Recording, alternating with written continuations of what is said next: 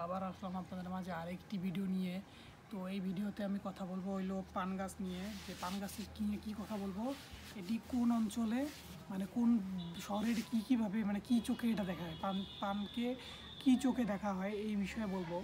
তো অবশ্যই ফার্স্ট থেকে লাস্ট পর্যন্ত ভিডিওটি দেখবেন এবং কেমন লাগলো এটাও জানাবেন। তো শহর অঞ্চলে পানকে সাধারণত উপদ্রব হিসেবে বিবেচনা করা হয়, হ্যাঁ, কারণ এর কিছু চিত্তর পাবলিক এলাকায় পানের থুতু ফেলায়, পান যে কোনোখানে পানে থুতু ফেলায় এগুলা এই জন্য। তারপর হলো সিঙ্গাপুরে চুইংগাম নিষেধ এবং ধূমপান নিষেধের সাথে তুলনা করেন। কেন তো করছে তারা এটাই করেন।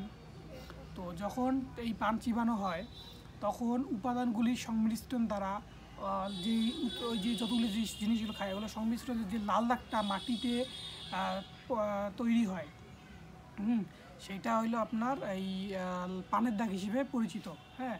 তো এটি মুম্বাইয়ের মতো ভারতীয় শহরগুলিতেও অচাজিত চক্ষু হয়ে উঠেছে, যদিও অনেকে এটি ভারতীয় সংস্কৃতির একটি অবিচ্ছেদ্য অঙ্গ হিসেবে দেখেন। তাও তো পার্সিয়ার উপসাগরীয় কয়েকটি দেশে যেমন সংযুক্ত আরব আমিরাত এবং কাতারেও প্রচলিত হয়েছে।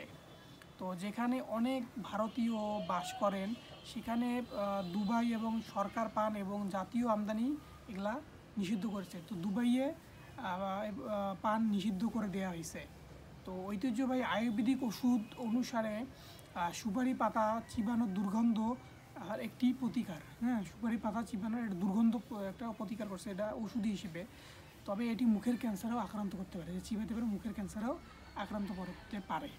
তো দুবাইয়ে এটা কেন আপনার আমদানি বা বিক্রয় নিষিদ্ধ করছে, কারণ যে আপনারা যেসব পানের সাথে যেসব সংমিশ্রণ খান, সুপারি জর্দাই বলেন, চুন বলেন, আরও কিছু আছে, যে সংমিশ্রণটা খান, সংমিশ্রণ খাওয়ার পর মুখের ভিতরে যে পানিটা সেই পানিটা যে রঙটা হয়, তো এটা যেখানে সেখানে ফেললে এটা দেখতে একদম খারাপ দেখা যায় এবং এটা পরিবেশের অনেক ক্ষতি করে, মানে খারাপ প্রভাব ফেলে।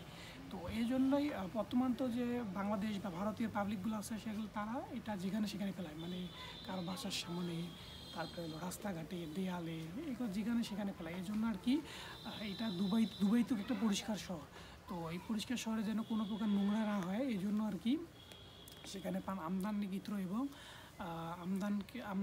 এবং বিক্রয় একদম বন্ধ করে দিয়েছে দুবাই সরকার, যেন তাদের কেউ এই পানটিকে কোনোভাবে খেয়ে ফেলে যেখানে সেখানে না ফেলে এবং তাদের শহর বা পরিবেশ দূষিত না হয়, এই জন্য করে দিছে।